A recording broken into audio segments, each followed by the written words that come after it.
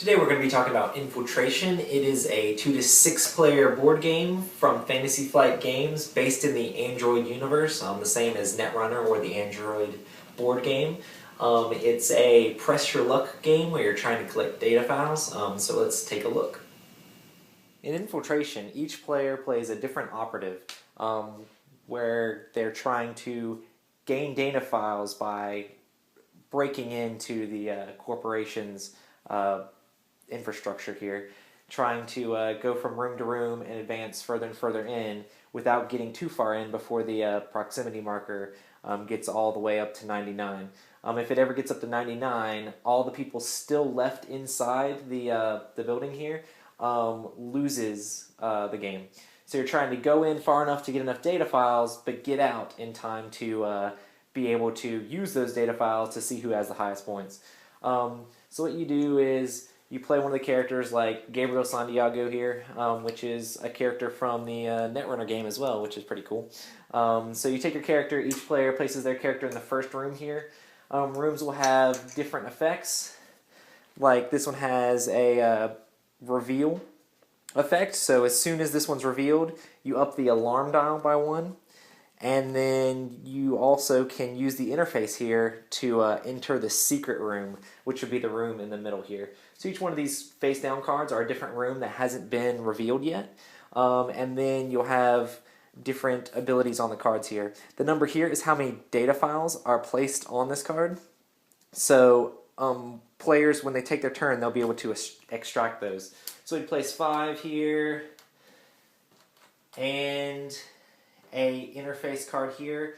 Some cards have interface abilities that remove the little interface token. If that token gets removed, then you won't be able to use the interface ability in that room anymore. So say we're playing 2 players and we're both here. On each player's turn, they're going to have a hand full of different cards. So they'll have an interface card, which will let them do the interface on the card there. They have the advance, which will move them 1 room forward and reveal a new room if it hasn't been revealed yet. And then you have the retreat card, which is going to let you go backwards one room. So basically you're trying to advance, get further in, use cards to get the data files off, and then retreat back out before the alarm proximity goes all the way up. And then there's 2 different cards you can play with, either download, which basically the first person who plays download in a room gets more, so that makes the first player more powerful. Or you can play with the extract, where the more people that use an extract card in a room, the worse it is. I really like the extract one because it allows people to get more data files, and it doesn't necessarily give too much power to the first player. But those are the different cards you use, the basic action cards. And then everybody's going to have different items, which are all sorts of different things, like Diesel, which will let you play another item card and an action card on your turn. And then the Med Tech, if you get damaged, some of the NPCs can damage you, or some of the rooms can damage you, and you're slower when you're trying to retreat, or when you're trying to go further in. You can't move 2 turns in a row. So this will heal you. And then there's Sledgehammer, which can destroy different tech locks and stuff like that, which we can talk about in a second. But there's a whole deck of different item cards. And each player starts with 4 items. There's all sorts of crazy different stuff in here, which have different effects that other players won't be able to choose on their turn. So on your turn, you choose one of these. So say we're playing with Extract instead of Download, which is a lot more fun in my opinion. So you choose to play your Extract card because there's 5 data files here. If your opponent doesn't choose to take the extract card, you'd be able to take 4 data files off of here. If they do choose to do that, you each only are going to take 2. So it's kind of a game where you're trying to figure out exactly what your opponents are going to do before that happens. Maybe they decide there's probably better rooms up here. Maybe I'm going to try to go in and get in the secret room. Maybe I'm going to try to advance and go here. So say one player plays the extract and the other player plays the interface, and they go up into the secret room, and you're going to put more tokens on this. And when you advance, you can enter different rooms, because this is a secret room that's in between these 2 floors. And you can retreat, you can go back out of either one. And then if you interface with it, it's going to have a special ability there too. So people are going through these rooms and doing different stuff. At the end of each round, the proximity dial is going to go up. And the way that works is you have the alarm dial here, which this room right here made it go up by 1, so it would be at 1, but it starts at 0. And then you roll a d6, and you add the alarm number to the number on the die here, and that's how much the proximity goes up. So it would go up by 3 in this case, since I rolled a 2 and the alarm was 1. And there'll be more cards and NPCs that'll make this alarm ratchet up, and then when you start rolling and you add 4 to everything, this is going to go up a lot faster. If it ever reaches 99, everybody still inside the infrastructure loses the game. So you got to try to press your luck to see how far you can get and get as many data files as you can without getting caught inside. The data files have different denominations, so you have 1, 2, and 3. 2s are probably the most common, but there are 1s and 3s in here as well. So you see your opponent might have a whole bunch of data files over there, but you're not quite sure how high his score is. So you might have an even number of actual tokens, but they may have more or less than you.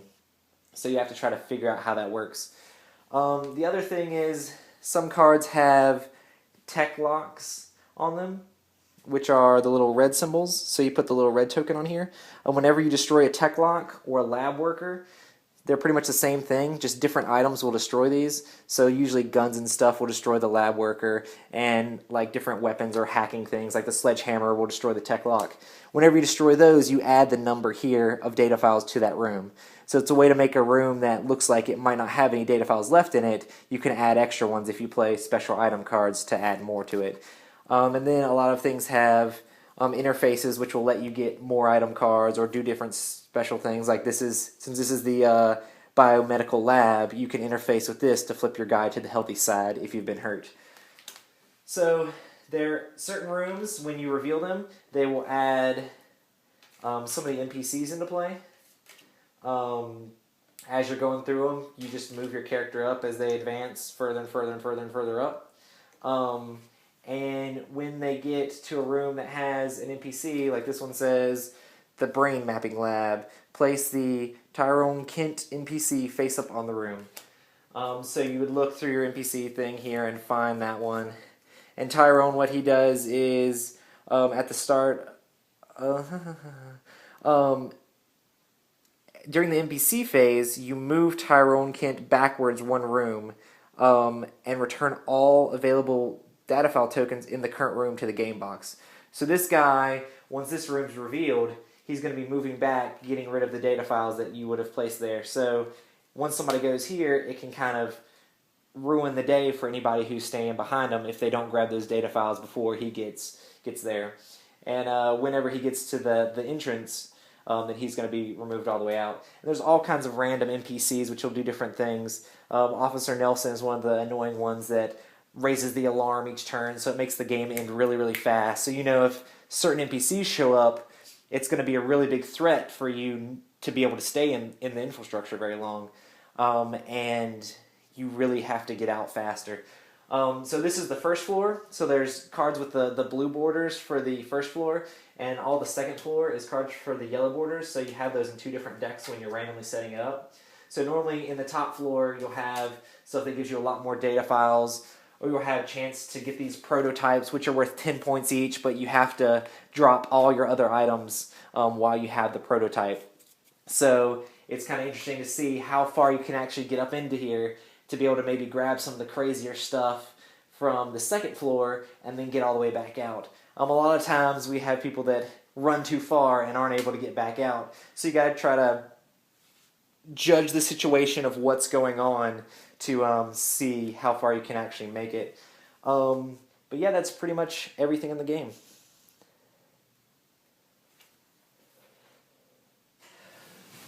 So that's Infiltration.